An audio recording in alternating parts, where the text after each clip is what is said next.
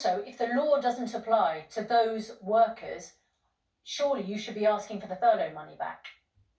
Well, yeah, it becomes difficult because we can certainly ask for it. We can't demand it. That's part of the problem with the way the scheme was set up. It In looks like a yeah, double at speed standard.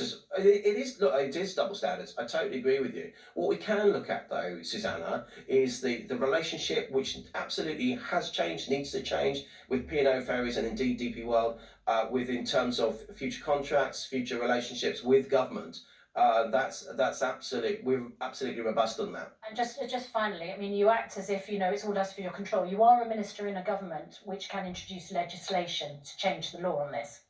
We can, and we'll obviously look at that. But that's not going to help the 800 workers now, and that's first and foremost at my thoughts. So I want to make sure that P&O ferries, if they had any decent business sense, because it's I can't see how it's good for them business wise, long term as well. They need to get back to the table with the unions and workers to And explain when themselves more Labour thoroughly. introduced the bill to ban fire and rehire last year, did you vote for that bill or No, against it? Well, there wasn't actually a vote on it, but there's two things about that. First of all, the bill, as announced by the person proposing it, Barry Gardner, as he explained, it would not have banned fire and rehire in its entirety. But this wasn't fire and rehire because there was no option for those 800 people to be rehired. This was just fire. It was a mass callous sacking, and we believe that they have already ignored laws that are already in place. We don't need new laws necessarily. We need to enforce the ones that are here, and that's exactly we what we're going to understand do. there was a vote. Sorry, Mr. Scully, can we just get this clear? There was a vote,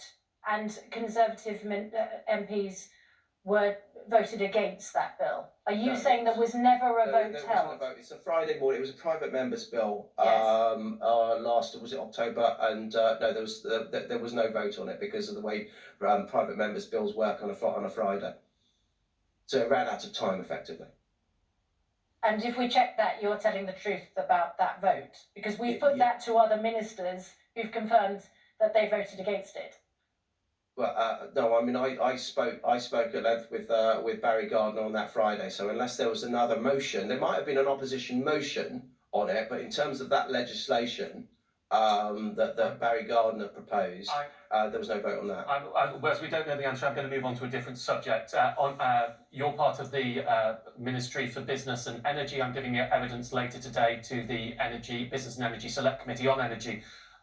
I want to get a few very specifics that I'll be talking about later to get your answers now. The first one is home heating oil and LPG that affects millions of people in rural Britain. Unlike gas and electricity, there is no price cap. I just want to read, I've been going through some of the responses to the tweets on that. James Jackson, to fill our 1,000-litre tank, it's gone from 580 quid in November 21 to £1,400 last week. Vicky Jackson, probably no relation, last month oil price in Lincolnshire was 65p a litre, it's now £1.35. And another Jackson, by coincidence, Joe Jackson, we can't even get a quote. They'll take an order, but can't tell us what we'll pay as they just don't know what the price will be.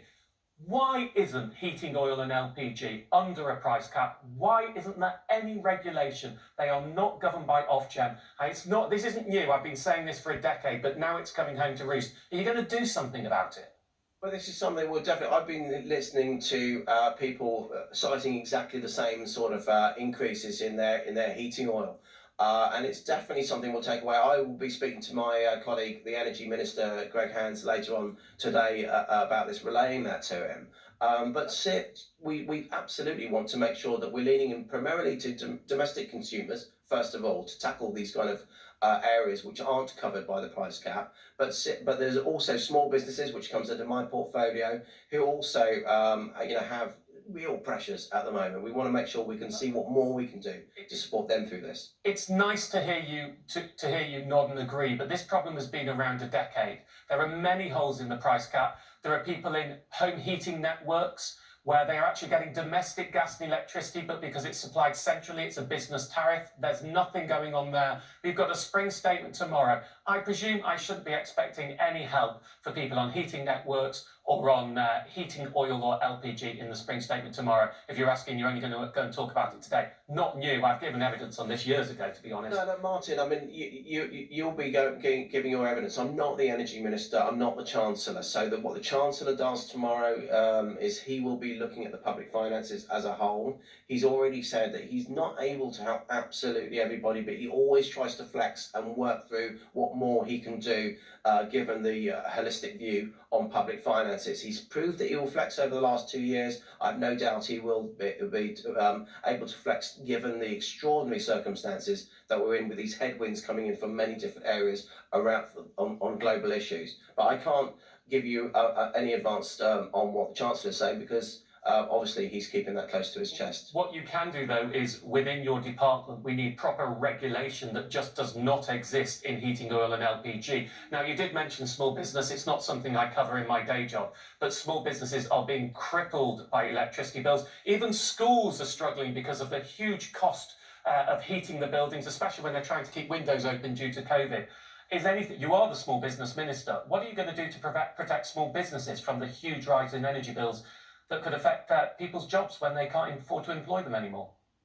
Well, I think what we need to do is look at other measures because it's really difficult actually to target something specifically on them in the short term. But there are more things, more levers we can pull to support businesses in other ways, and that's again something that I've spoken to the Chancellor reflecting what hospitality businesses, retail businesses, and other small businesses have been telling me. Whether it's about taxes like VAT, business rates, and these kind of things that have been reduced for some time. He knows what is going on the ground, and we'll see what happens tomorrow.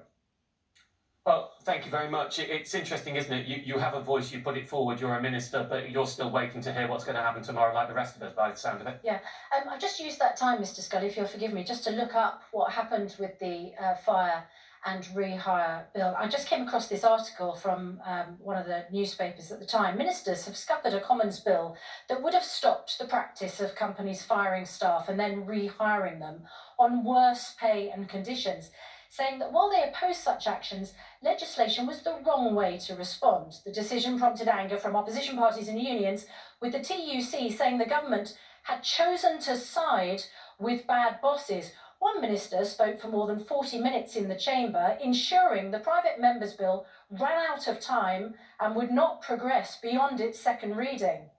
The minister? Paul Scully. You're the person who spoke so long, the legislation then ran out of time to be considered further. Was two things. First of all, I could have spoken for 5 minutes. That it was still run out of time on that Friday, but I'm afraid it's TUC that have written that that have put that article in there. Clearly, that's going to be a slanted agenda. Secondly, as Actually, I say, the quote is from the TUC. The article is from the Guardian.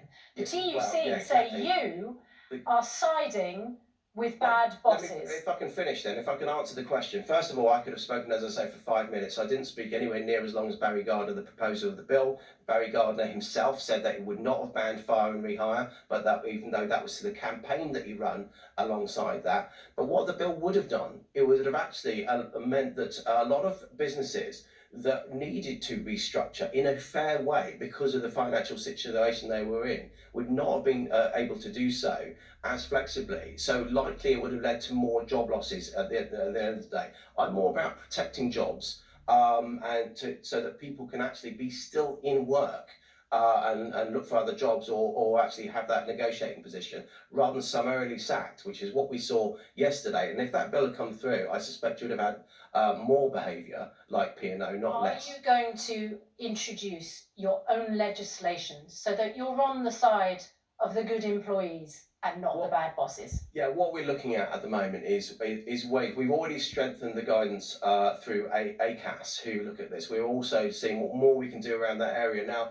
for the Labour Party, for the Guardian, for the TUC, that won't sound strong enough. What that actually does, it means if a business goes through the process of fire and rehire, and it's found against them at an employment tribunal, they will have to compensate.